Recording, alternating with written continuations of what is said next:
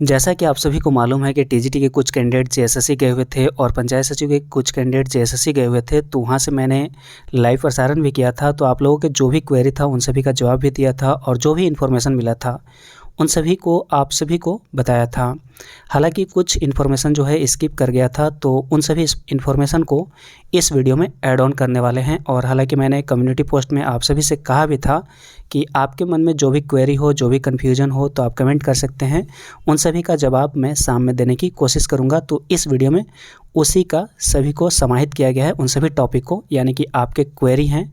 और जो भी शेष अपडेट है वे हैं, और आपके जो भी कन्फ्यूजन है उन सभी कन्फ्यूजन को क्लियर करने वाले हैं इस वीडियो के माध्यम से।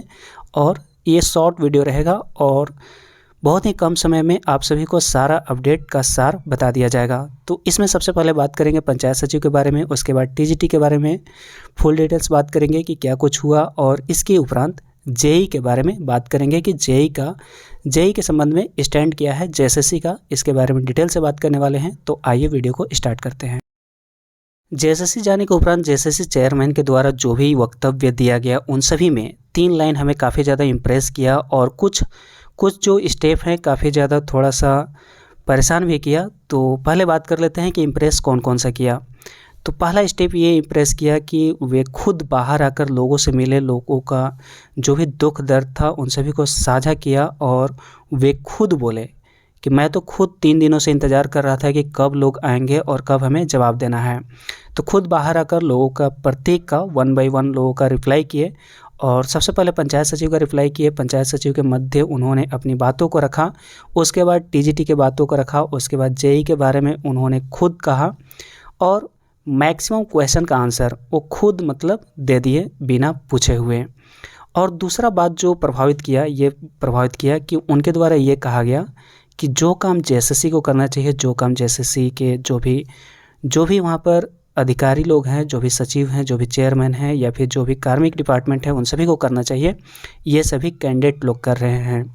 इसका मतलब ये है कि वे सारी गतिविधियों से अवगत रहते हैं। और तीसरा लाइन जो ये प्रभावित किया कि कुछ कैंडिडेट्स के द्वारा, मैं यहाँ पर ध्यान दीजिएगा किसी पर कटाक्ष नहीं कर रहा हूँ,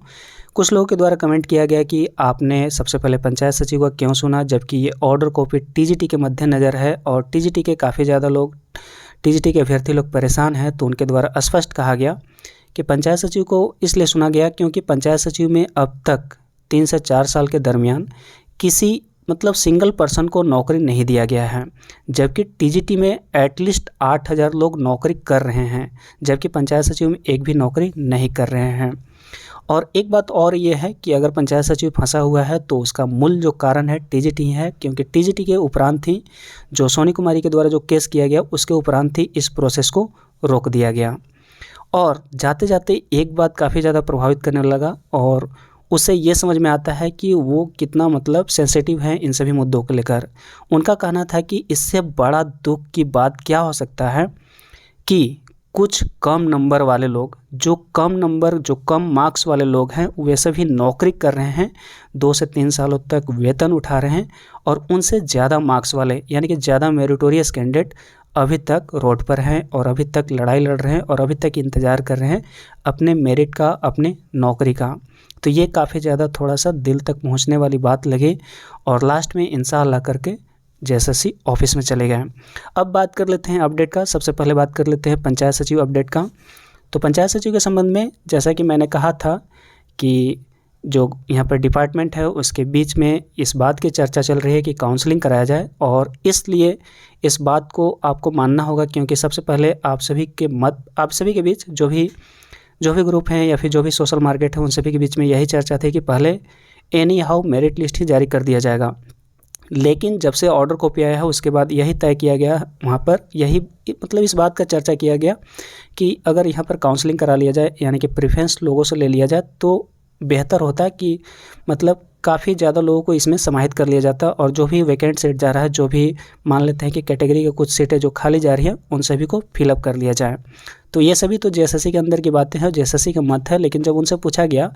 कि मान लेते हैं कि ये जो ऑर्डर कॉपी दिया गया है, तो ऑर्डर कॉपी के अनुसार जेएसएससी का क्या स्टैंड है कि पहले मेरिट लिस्ट प्रकाशित किया जाएगा या फिर पहले काउंसलिंग कराया जाएगा। तो उनके द्वारा स्पष्ट पढ़कर बताया गया कि पहले मतलब ऑर्डर के अनुसार पहले मेरिट लिस्ट जारी करना है, उसके बाद काउंसलिंग कराना है। तो काउंसलिंग के बीच में यहाँ पर ये चर्चा हो रही थी कि ये काउंसलिंग जेएसएससी कराएगा, क्योंकि जेएसएससी को इस चीज़ का एक्सपीरियंस नहीं है काउंसलिंग का, प्री काउंसलिंग का, या फिर सॉफ्टवेयर के माध्यम से काउंसलिंग करने का, या फिर फिजिकली तरीके से काउंसलिंग करने का इस तरह का एक्सपीरियंस नहीं है। मतलब एक तरह से नया अनुभव होगा, यानी कि अगर उन्हें लिंक क्रिएट करना होगा तो नया तरह से, यानी कि उनके लिए फर्स्ट टाइम ऐसा होगा कि फर्स्ट टाइम उस तरह से काउंसलिंग करेंगे। क्योंकि ये जो वैकेंसी है टीजीटी, पीआरटी या फिर पंचायत सचिव है, इस वैकेंसी को इस तरह से डिज़ाइन किया गया था कि इसे 3 महीने के अंदर एग्ज़ाम लेकर इस प्रोसेस को ख़त्म कर दिया जाए। लेकिन अब ये एक विशेष रूप से हो गया है, यानी कि अब इसकी जो स्थिति है विशेष हो गया है। विशेष इसलिए हो गया है क्योंकि 4 से 5 साल बीत गए हैं, तो कई नियम कानून तोड़े गए हैं, कई मरोड़े गए हैं यहाँ पर हाई कोर्ट के द्वारा या फिर सुप्रीम कोर्ट के द्वारा, या फिर विभिन्न नियम कानून के आड़ में कई तरह के इसमें बदलाव हुए हैं। तो थोड़ा सा विशेष स्थिति यहाँ पर क्रिएट हो जाता है, और विशेष स्थिति क्रिएट होने की वजह से यहाँ पर इस तरह की स्थिति या फिर इस तरह की सिचुएशन यहाँ पर हो जा रही है। तो यहाँ पर कार्मिक से ये विचार विमर्श किया जाएगा कि इसका जो काउंसलिंग है आप करने वाले हैं या फिर हमें करना है। अगर हमारी बातों को माने या फिर सभी लोगों का जो विचार थे अगर उन बातों को माने, तो ज़्यादा जो अगर करना सही है तो जेएसएससी के द्वारा, क्योंकि जेएसएससी को सभी चीज़ मालूम है, सारा चीज़ कि कितने लोगों का रिजल्ट बना है और कितने कैटेगरी से क्वालिफाइड हैं, कितने लोग एलडीसी के लिए क्वालिफाइड हैं, कितने लोग, मतलब ज़्यादा एक्सरसाइज जो किया है ये जेएसएससी के द्वारा किया गया है। तो ज़्यादा बेहतर होगा कि जेएसएससी करें, और जेएसएससी के द्वारा अगर किया जाता है तो काफ़ी फास्ट तरीके से किया जाएगा और काफ़ी सही तरीके से किया जाएगा, किसी भी तरह का झोलझाल उत्पन्न नहीं होगा, यानी कि किसी भी तरह के भ्रष्टाचार के मामले सामने आने के चांसेस बहुत सारे कम हो जाएंगे। हालांकि जेएसएससी चेयरमैन के द्वारा ये भी कहा गया कि अगर मान लेते हैं कि काउंसलिंग कराया जाएगा, ऑनलाइन काउंसलिंग कराया जाएगा, ऑनलाइन काउंसलिंग करने का मतलब प्रेफरेंस लिया जाएगा 24 डिस्ट्रिक्ट का, तो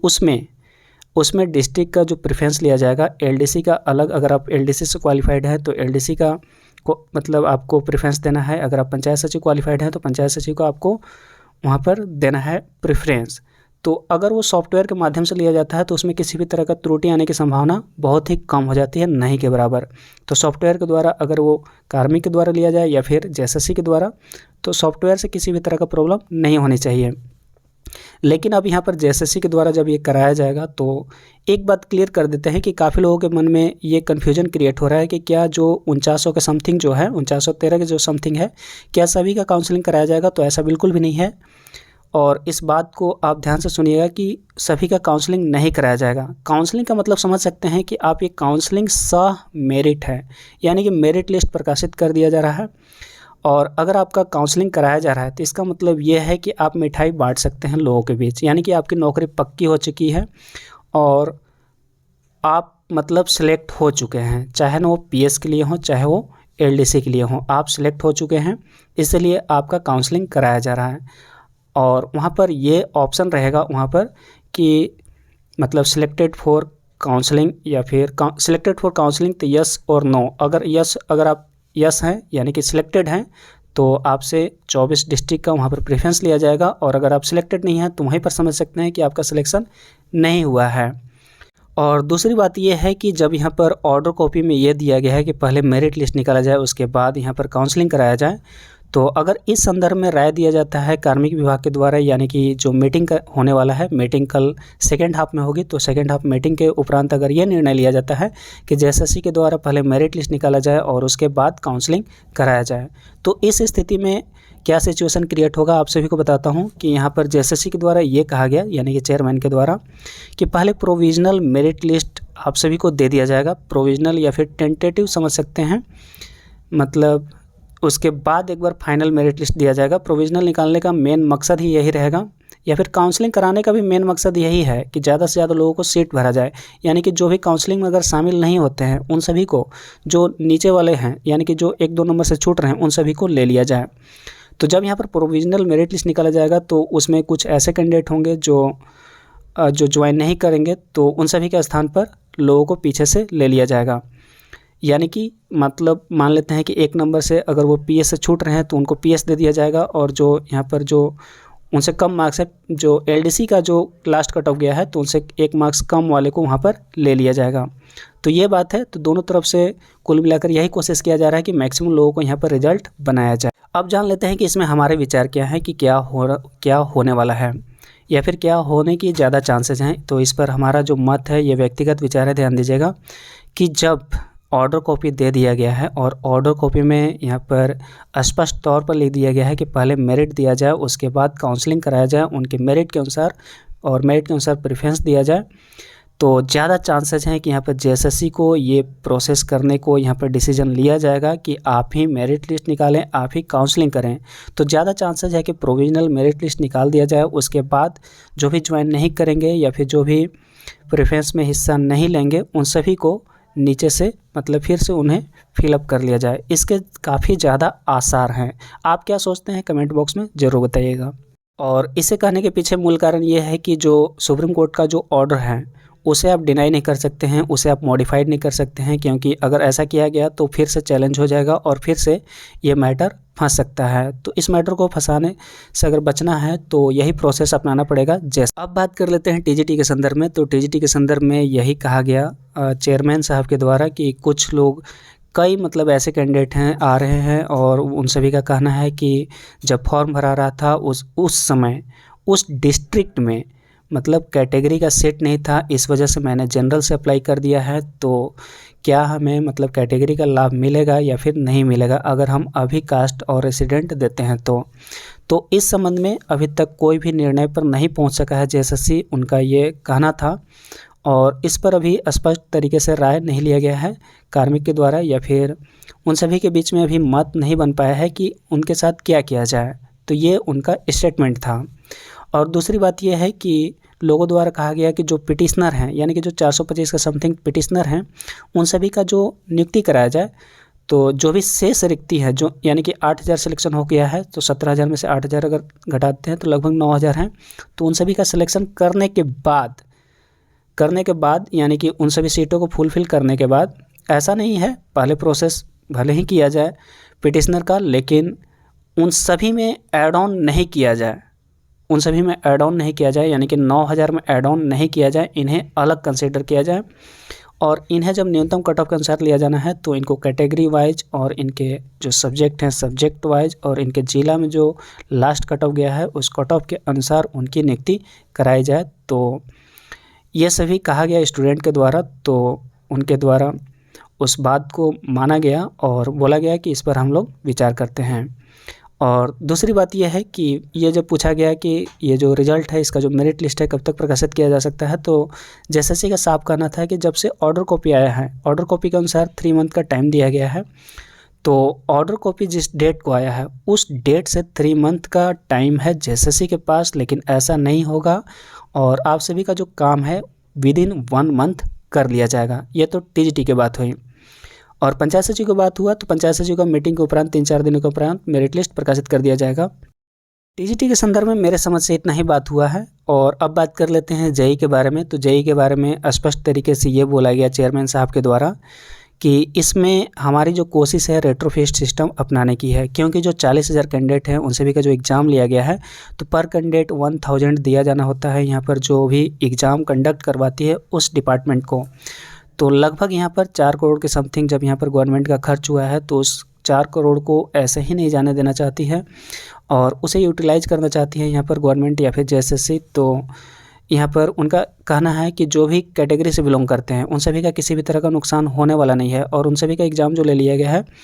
और उसमें जनरल को समाहित कर रेट्रोफिट सिस्टम अपना लिया जाए। और रेट्रोफिट सिस्टम के माध्यम से यानी कि जो भी जनरल हैं और जो भी अप्लाई करेंगे नया में उन सभी का एग्ज़ाम लेकर सारे को नॉर्मलाइज करके और रेट्रोफिट सिस्टम के द्वारा सभी को नियुक्ति करा लिया जाएगा। तो इस तरह का स्टेटमेंट है जेएसएससी चेयरमैन का और हमें लगता है कि ज़्यादा मतलब उनका जो झुकाव है वही समझ सकते हैं कि 4 करोड़ काफ़ी ज़्यादा है। तो अगर 4 करोड़ की बात है और मात्र 40-50 लोग अगर वहाँ पर जाकर ये कहते हैं कि फिर से एग्ज़ाम लिया जाए तो 4 करोड़ वाला जो मामला है थोड़ा सा भारी लगता है, यानी कि झुकाव थोड़ा ज़्यादा लगता है। तो ज़्यादा ये कोशिश किया जा रहा है यहाँ पर जेएसएससी चेयरमैन के द्वारा कि उसको यूटिलाइज कर लिया जाए। 4 करोड़ जो खर्च हुए हैं तो ज़्यादा चांसेस है कि यहाँ पर जो भी जनरल के लोग जो अप्लाई करेंगे उन सभी का एग्ज़ाम लेकर सभी को नॉर्मलाइज करके रेट्रोफिट सिस्टम के माध्यम से सभी को नियुक्ति दे दिया जाए। तो ये है स्टैंड जेएसएससी चेयरमैन का। अगर डॉक्यूमेंट से संबंधित प्रॉब्लम की बात करें तो जेएसएससी के द्वारा यही कहा गया कि थोड़ा मोड़ा जो भी गलतियां हैं, जो भी टेक्निकल एरर हैं, उन सभी को सॉल्व कर जेएसएससी के द्वारा उन्हें ऐड ऑन किया जा रहा है। तो इस तरह का यहाँ पर उनका स्टेटमेंट था, यानी कि कुल मिलाकर यह समझ सकते हैं कि पॉजिटिव मतलब ये ले रहे हैं और कम से कम लोगों को यहाँ पर छांटने का कोशिश किया जाएगा और मैक्सिमम लोगों को यहाँ पर लेने की कोशिश किया जा रहा है जेएसएससी के द्वारा। तो इस तरह के स्टेटमेंट था जेएसएससी चेयरमैन का। तो उम्मीद करते हैं कि आप सभी का क्वेरी इसमें समाहित होगा और इसके अलावा अगर आपके मन में और भी कोई क्वेरी हो तो आप कमेंट कर सकते हैं। उसका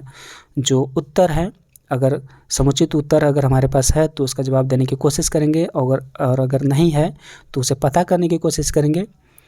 और नहीं भी पता चले तो आपको बता देंगे कि इसका उत्तर नहीं मिल सकता है, लेकिन इसका जो भी प्रति उत्तर है आपको अगले वीडियो में मिल जाएगा। लेकिन आप कमेंट कर जरूर बताएं कि आपके क्या है क्वेरी, क्या है क्वेश्चन, ज़रूर बताएं। तो अगर आपको ये वीडियो इन्फॉर्मेटिव लगता हो तो वीडियो को लाइक कर दें, लोगों के साथ शेयर कर दें, चैनल को जरूर सब्सक्राइब कर लें नेक्स्ट अपडेट पाने के लिए। मिलते हैं नेक्स्ट वीडियो में नेक्स्ट अपडेट के साथ। Thanks for watching and wish you all the best.